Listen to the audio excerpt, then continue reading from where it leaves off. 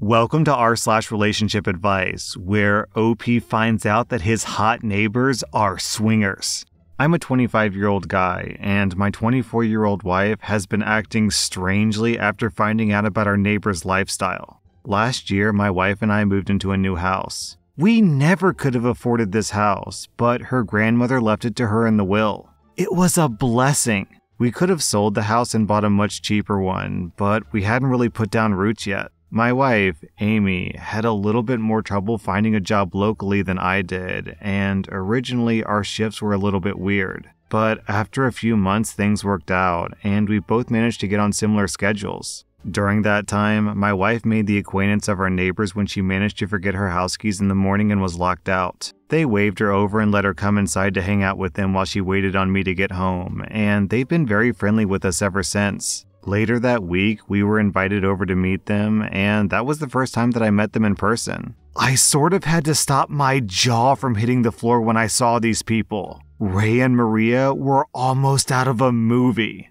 I wasn't exactly surprised to find out that Maria was a model. Ray does something in textiles. I don't know exactly what, but he seems to make a lot of money. As it turned out, Ray and I hit it off, and so did Maria and Amy. They became our go-to friend couple in the area since we didn't really know anyone, and we met their circle of friends. We hang out at least once a week as couples, and Amy spends time with Maria far more frequently than that. They've become very close friends, and I think that Ray and I are getting pretty close too. We found out that we had a lot in common. Ray and I didn't come from money, but Maria and Amy did. We're both big nerds who paint Warhammer miniatures. Small world. Flash forward to this weekend. We were out shopping, and Amy spotted Ray walking at a distance and tried to point him out to me. Then she paused and looked shocked. Plain as day, it was Ray getting out of his car and kissing a woman who was definitely not Maria.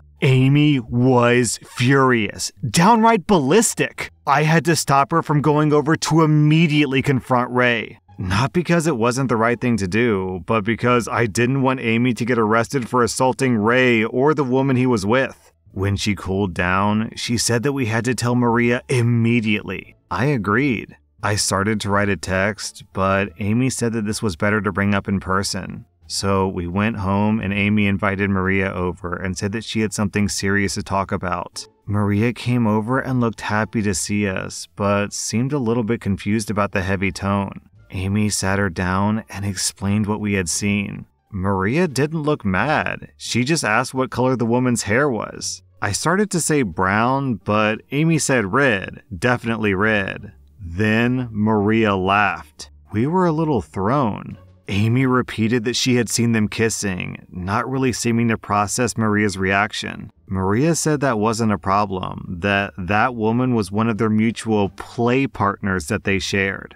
That was when Maria basically said, "Well, the cat's out of the bag." She explained that she and Ray were not strictly monogamous. Sometimes they had singular partners that they played with together, and sometimes they partner swapped. Sometimes they did other things, but always with each other's consent and with both of them having veto power over the other's partner or shared partners. I was genuinely surprised, and so was Amy. Maria thought that our reaction was sweet, but also hilarious. She mentioned it to Ray, who also thought the same thing. He came by later with pizza and wine, and we ate dinner together. He said he was relieved that we had told Maria, and that it was also a bit of a weight off of their shoulders that they didn't have to keep walking on eggshells about their lifestyle. I asked why they'd kept it a secret. Ray explained that they had ground rules and lines that they didn't cross. They tried to be careful in explaining about their non-monogamy with monogamous people because it could come across as an invitation, that this kind of thing wasn't for everyone, and it might be seen as trying to push their way of doing things onto people who were perfectly happy with what they already had. Naturally, we had a few questions, and they were very comfortable answering them. Amy had a lot more questions than I did. Later, when Ray and Maria left, Amy and I had a good laugh about the misunderstanding. That's when Amy asked me if I thought that Maria was attractive.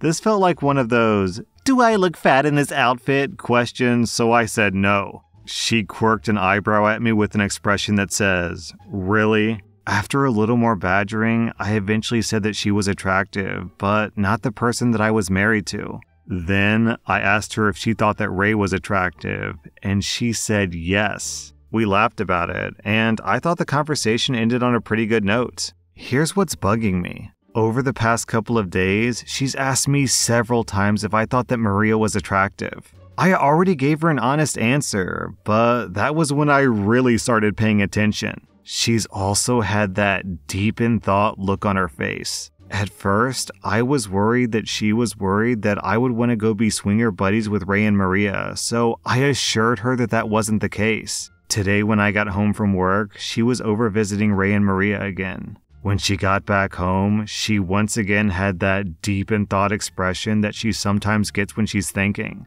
I asked her what it was, and she said it was nothing. She was just still surprised about the whole thing and felt guilty about freaking out when she saw Ray kissing another woman. I know my wife well enough to know that that is not all of it. She's not going to say anything more to me though until she's thought it all out, but I know that she will and eventually bring up to me what she's been thinking about. I'm asking for advice because my mental processing power is kind of stretched just accepting that our friends are swingers. I've never been in this situation, and neither has Amy. So I can't really read her reaction to it, and I have no idea what she's going to say. But I'm already basically neck deep mentally, so I thought that I would ask you guys for advice about what my wife could possibly be thinking.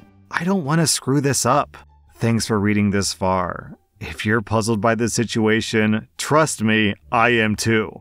Okay, so first off, OP, let's not get too caught up in their possibly glamorous lifestyle of the neighbors, because you said that Maria is 20 and she's dating a 30-year-old, and I mean, sure, maybe they're perfectly happy, but how long could they have possibly been together?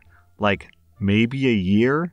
2 max? Hopefully 2 max, right? Let's hope that when Ray was 27, he wasn't dating a 17-year-old, right? So just because they seem to be like a perfectly happy and loving couple, I mean, you never know. Don't get too caught up in the glamorous appearance of what their lifestyle might actually be. Just focus on your own wife. The two of you need to just focus on your own life, your own worries, your own problems. I mean, before you knew that your neighbors were swingers, were you deeply concerned about your neighbor's sex life? Probably not, right? So why change that? I can't really speak to what your wife is thinking, but let me leave you with this advice, OP. Do not shack up with your neighbors. That will almost certainly end badly. I'm a 30-year-old guy, and my 40-year-old wife slept with one of my close friends who's 32. They've been having an affair for 2 years. I found out that they've been having an affair with our daughter who's 8. Wait, what? I found out they've been having an affair with our daughter who's 8. Excuse me? My daughter let it slip when I was doing homework with her. She said that my close friend Edgar keeps coming around while I'm at work. Oh, you don't mean they're having an affair with our daughter. You mean you found out they're having an affair through your daughter. Buddy, you gotta worry about your phrasing here, alright? Words matter. You can't say you're having an affair with your 8-year-old daughter. That means something completely different. Okay, so be careful about the words you choose. My wife currently doesn't work. Recently, she left her job and told me that she's been looking for a new one. Without being too suspicious, I asked my daughter what they do when Edgar comes over. She said that she doesn't really know. They always spend a lot of time in our bedroom, and all she can hear is them laughing. While my daughter might not understand, I know what might be happening behind that closed door. My wife put our kids to sleep, and we exploded into a huge argument in the living room. But instead of including our daughter, I lied and said that a neighbor mentioned noticing Edgar's car around often. She began by lying that our bedroom sink recently broke down and she needed help in repairing it. I knew that she was lying because it barely made any sense. Then she started crying and told me that it's been going on for the last 2 years. Her reason was that I'm too emotionally distant and that we didn't do it for a while. My antidepressants destroyed my libido. I still tried to show her affection, but she wouldn't be up for it and then she would just head off to sleep. Our bedroom was dead, and I understand that it was my fault. I tried my best with giving her gifts and helping her with chores and returning home from work. I planned a family trip for this summer. I left our place after picking up a few things and I moved to a motel room. The first night, I ended up drinking. My entire heart feels like it's ripped out of my chest. Well, OP, if you're looking for relationship advice, since this is r/relationship advice, I would say divorce is pretty much the only option. Not only is she cheating on you, but she's cheating on you while she's supposed to be watching your 8-year-old daughter and your other kid who we don't know how old they are. So, in addition to being a bad wife, she's also a bad mother. I wouldn't even try to stick around, OP. In my opinion, your marriage is completely destroyed, and she destroyed it, not you. Let's make that perfectly clear. The whole point of marriage is that you stick with each other through sickness and health. You having a low libido because of your medication is the in sickness part of that vow. Her cheating on you and then her blaming you for it is just, it's awful, OP. It's toxic, it's gaslighty, it's manipulative. Don't stick around, OP. Please leave. My partner with terminal cancer confessed that our children might not be mine. I'm at a bit of a loss as to what to do. I've already sent off for a DNA test, so this is more for the aftermath if they're not mine. We've been together for 7 years. We have twin daughters who are nearly 3, and we bought a house together 5 years ago. She had a breast cancer diagnosis just over 2 years ago, and after intense chemo and radiotherapy, as well as a double mastectomy, we thought that we were in the clear, but it had spread to her lymph nodes and from there, elsewhere. Earlier this year, we were given the terminal diagnosis. I've been doing everything to make her as comfortable as possible, and I quit my job late last year so that I could look after her and our 2 kids better. Her parents live nearby, so they've been helping, but they're quite old, so it's been difficult for them. We were sitting in the sunshine this weekend together while the girls were with their grandparents, and she just started crying and talking a mile a minute. The gist of it was after we bought our house, she started talking to her ex because I was always busy with work and she was lonely. They grew closer, and they used to meet up quite often, which then led to things being rekindled. They'd been sleeping together for 6 months, which has led to the confusion as to who the father could be. When I asked her when she stopped things, she said that she didn't. After her ex-boyfriend found out that she was pregnant, he ghosted her, and she hasn't heard from her since.